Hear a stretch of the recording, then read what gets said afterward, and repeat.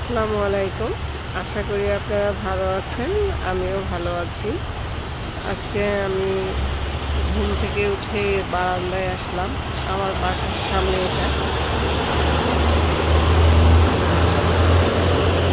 বাসার নিচে ফুলগুলো দেখে বেশ ভালোই লাগলো।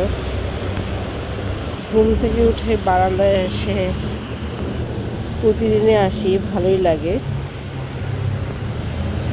বাসার সামনে ওইদিকে ওই যে ওটাই হচ্ছে স্টেশন। স্টেশনের পাশেই হচ্ছে বাস স্টপ। এখন সিগন্যালে গাড়িগুলো সব দাঁড়িয়ে আছে। এখানে সিগন্যাল এখন ওপেন করে দিয়েছে, হয়তো সে গাড়িগুলো যাচ্ছে দেখি। কালকে এতটাই বাতাস ছিল, কি বলবো, খুবই বাতাস ছিল। আমরা বারান্দায় কিছু চারা গাছ করেছি। এই যে চারা গাছগুলো, এই গাছগুলো এগুলো হচ্ছে মরিচ আর ধনিয়ার। এই চারা গাছগুলো উঠে গিয়েছে।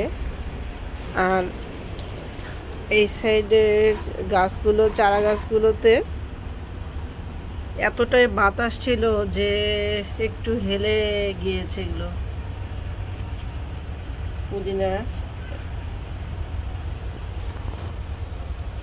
এগুলো লাউয়ের বিচি এখানে দেওয়া হয়েছিল। লাউয়ের বিচি, লাউ গাছও উঠে গিয়েছে। মরিচের ছোট ছোট চারা।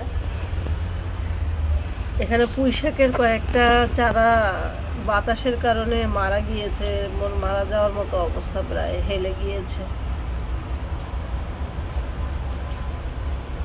সব চারা করছি, এখনো আমার গার্ডেনটা এখনো গুছানো হয় নাই।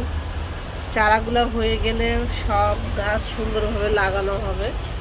যে পুঁই শাকের ছোট ছোট চারা উঠছে, এই যে পুদিনার চারা এখানেও একটা, এটা সিমের বিচি লাগানো হয়েছিল।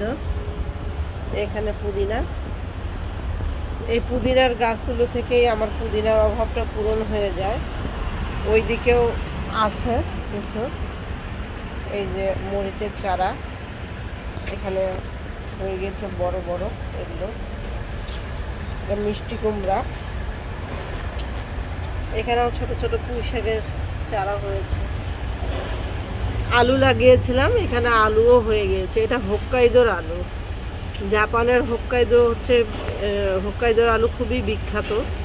সেই আলুটাই লাগিয়েছিলাম, হয়ে গেছে আলহামদুলিল্লাহ। আর এখানে লাউয়ের চারা কয়েকটা হয়েছে। একটা লাউয়ের চারা এই যে এভাবে হয়ে আছে। আপনারা হয়তো আমার আগের ভিডিওতে দেখেছেন। এটা হচ্ছে হেচিমা বলে জাপানে, এটা ধুন্দুল বাংলাদেশের। আগের ভিডিওতে আপনারা হয়তো দেখেছেন যে আমরা একটা জমি নিয়েছি আমাদের বাসা থেকে বেশ দূরে জমিটা। তো আমরা বাসার মধ্যে চারা করার পরে ওখানে নিয়ে যাই, নিয়ে যাওয়ার পরে ওখানে লাগিয়ে দিই। আর এই বাসায়ও আমরা করব। বাসায় আমরা ছোট একটা এরকম জাংলি করে দিয়েছি, এটার মধ্যেই উঠবে। এই জাংলিতেই আমার এর আগে আমার করলা, তারপর ছোট লাউও হয়েছিল।